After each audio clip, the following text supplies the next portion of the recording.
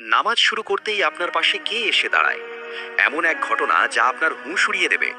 আপনার সাথেও কি কখনো এমন হয়েছে?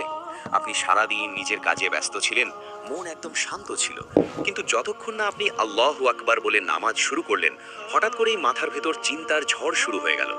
যে ভুলে যাওয়া কথা, যে জরুরি কাজ, যে পুরনো স্মৃতিগুলো সারাদিন যেগুলো মনে পড়েনি, ঠিক সেই সময়ই কেন মনে পড়তে শুরু করে? বিশ্বাস করুন, এটা শুধু আপনার মনোযোগের ঘাটতি নয়, এর পেছনে আছে এক ভয়ঙ্কর কারণ। ইসলামে, বিশেষ করে হাদিসে, এই ঘটনাটির স্পষ্ট উল্লেখ রয়েছে। এটা কোনো কাকতলীয় বিষয় নয়, বরং একটি পরিকল্পিত ষড়যন্ত্র।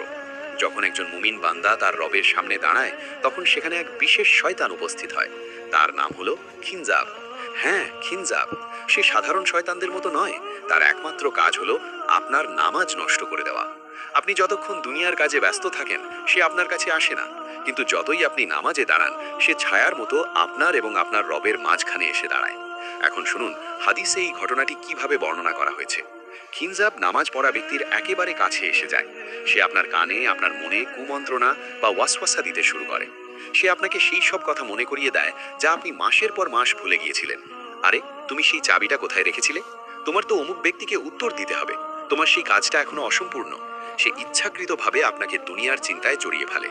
তার উদ্দেশ্য শুধু আপনার মনোযোগ সরানো নয়, বরং নামাজের আসল শান্তি আপনার হৃদয় থেকে কেড়ে নেওয়া।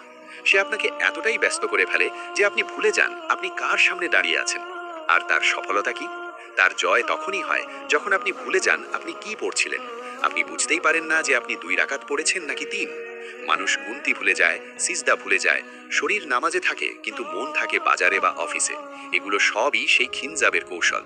কিন্তু একটু থামুন, আমাদের প্রিয় নবী সাল্লাল্লাহু আলাইহি ওয়াসাল্লাম আমাদের এই শত্রুর বিরুদ্ধে লড়াই করার একটি খুব সহজ এবং কার্যকর উপায় শিখিয়েছেন।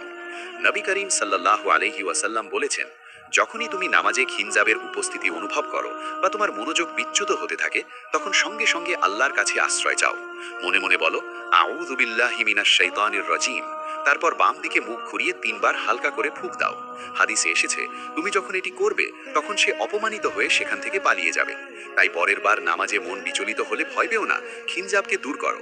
যদি আপনিও চান আল্লাহ আপনার নামাজের হেফাজত করুন, তাহলে কমেন্টে আমিন লিখুন।